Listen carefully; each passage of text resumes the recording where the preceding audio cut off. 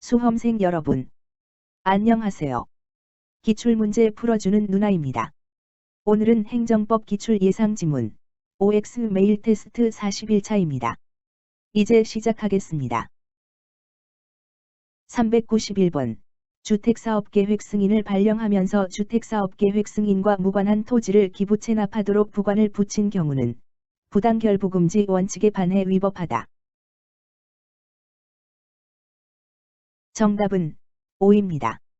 해설 388번 해설 참조 392번 지방자치단체장이 사업자에게 주택사업계획 승인을 하면서 그 주택사업과는 아무런 관련이 없는 토지를 기부 체납하도록 하는 부관은 부당결부금지의 원칙에 위반되어 위법하지만 당연무효라고 볼 수 없다.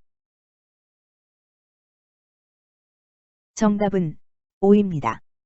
해설 388번 해설 참조 393번 지방자치단체장이 사업자에게 주택사업계획 승인을 하면서 그 주택사업과는 아무런 관련이 없는 토지를 기부 체납하도록 하는 부관을 붙인 경우 그 부관은 부당결부금지의 원칙에 위반되어 위법하다. 정답은 5입니다. 해설 388번 해설 참조 394번 주택사업계획을 승인하면서 그 주택사업과는 아무런 관련이 없는 토지를 기부 체납하도록 부관을 붙인 경우 위법 판단의 근거로 제시할 수 있는 행정법의 일반 원칙은 1. 신뢰보호의 원칙 2. 부당결부금지의 원칙 3. 평등의 원칙 4. 투명성의 원칙 5. 행정의 자기구속의 원칙. 정답은 2번입니다. 해설 388번 해설 참조 395번 주택사업계획을 승인하면서 입주민이 이용하는 진입도로의 개설 및 확장과 이에 기부 체납 의무를 부담으로 부과하는 것은 부당결부금지의 원칙에 반한다. 정답은 X입니다. 해설 65세대의 주택건설 사업에 대한 사업계획 승인 시 진입도로 설치 후 기부 체납, 인근 주민의 기존 통행로 폐쇄에 따른 대체 통행로 설치 후 그 부지 일부 기부 체납을 조건으로 붙인 것이 위법한 부관에 해당하지 않는다고 본 사례.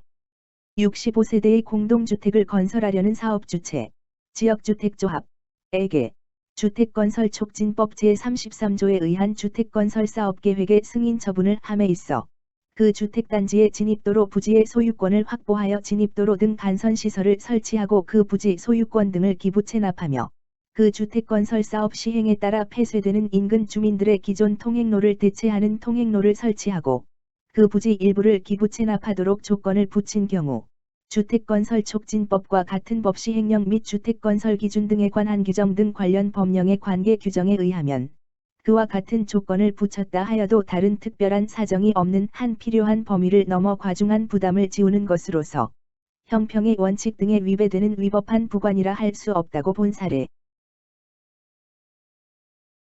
396번 상속세 체납자에 대한 영업허가 취소는 다음에 어느 법원 측에 위반될 가능성이 가장 높은가? 1. 과잉금지의 원칙 2. 신뢰보호의 원칙 3. 보충성의 원칙 4. 신의성실의 원칙 5. 부당결부금지의 원칙. 정답은 4번입니다. 해설 상속세 체납자에 대해서는 가산세를 부과하면 충분한데도 불구하고 상속세 체납과 아무런 관련이 없는 영업허가를 취소하는 것이므로 부당결부금지의 원칙에 위반한다.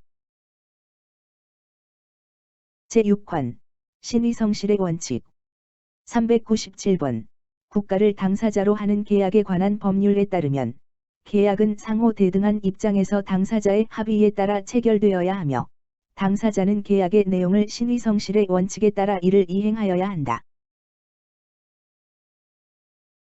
정답은 5입니다. 해설 국가를 당사자로 하는 계약에 관한 법률 제5조 제1항 참조 국가를 당사자로 하는 계약에 관한 법률 제5조 계약의 원칙 제1항 계약은 서로 대등한 입장에서 당사자의 합의에 따라 체결되어야 하며 당사자는 계약의 내용을 신의성실의 원칙에 따라 이행하여야 한다. 398번. 지방공무원 임용신청 당시 잘못 기재된 생년월일에 근거하여 36년 동안 공무원으로 근무하다. 정년을 1년 3개월 앞두고 생년월일을 정정한 후 그에 기초하여 정년 연장을 요구하는 것은 신의성실의 원칙에 반한다. 정답은 X입니다. 해설. 지방공무원 임용신청 당시 잘못 기재된 호적상 출생년월일을 생년월일로 기재하고 이에 근거한 공무원 인사기록 카드의 생년월일 기재에 대하여 처음 임용된 때부터 약 36년 동안 전혀 이의를 제기하지 않다가 정년을 1년 3개월 앞두고 호적상 출생년월일을 정정한 후 그 출생년월일을 기준으로 정년의 연장을 요구하는 것이 신의성실의 원칙에 반하지 않는다고 본 사례. 399번. 판례에 의할 때 괄호 안에 들어갈 행정법의 일반 원칙은 국가 산하 진실 화해를 위한 과거사정리위원회가 피해자 등의 진실규명 신청에 따라 진실규명 신청 대상자를 희생자로 확인 또는 추정하는 진실규명 결정을 하고 피해자 등이 그 결정에 기초하여 상당한 기간 내에 권리 행사를 한 경우 국가가 소멸시효의 완성을 주장하는 것은 괄호에 반하는 권리남용에 해당하여 허용될 수 없다. 1.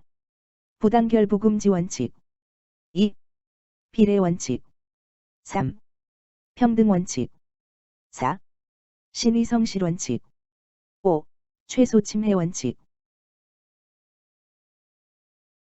정답은 4번입니다. 해설. 진실화해를 위한 과거사정리위원회가 피해자 등의 진실규명 신청에 따라 진실규명 신청 대상자를 희생자로 확인 또는 추정하는 진실규명 결정을 하고 피해자 등이 그 결정에 기초하여 상당한 기간 내에 권리 행사를 한 경우 국가가 소멸시효 완성을 주장하는 것이 허용되는지 여부. 소극.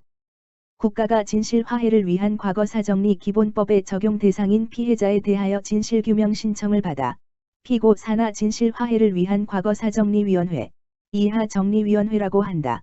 에서 희생자로 확인 또는 추정하는 진실규명 결정을 하였다면 그 결정에 기초하여 피해자나 그 유족이 상당한 기간 내에 권리를 행사할 경우에 피고가 적어도 소멸시효의 완성을 들어 권리 소멸을 주장하지 않을 것이라는 데 대한 신뢰를 가질 만한 특별한 사정이 있다고 봄이 상당하고 이에 불구하고 국가가 피해자 등에 대하여 소멸시효의 완성을 주장하는 것은 신의성실 원칙에 반하는 권리남용에 해당하여 허용될 수 없다.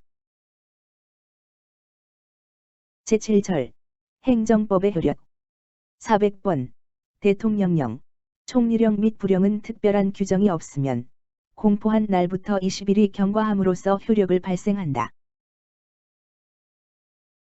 정답은 5입니다. 해설. 법령 등 공포에 관한 법률 제13조 참조. 법령 등 공포에 관한 법률 제13조. 시행 1. 대통령령, 총리령 및 부령은 특별한 규정이 없으면 공포한 날부터 20일이 경과함으로써 효력을 발생한다. 문제를 전부 풀었으면 오답노트 만드는 것 잊지 마세요. 강의가 좋았으면 구독, 좋아요 부탁드려요. 다음 시간에 뵙겠습니다. 수고하셨습니다.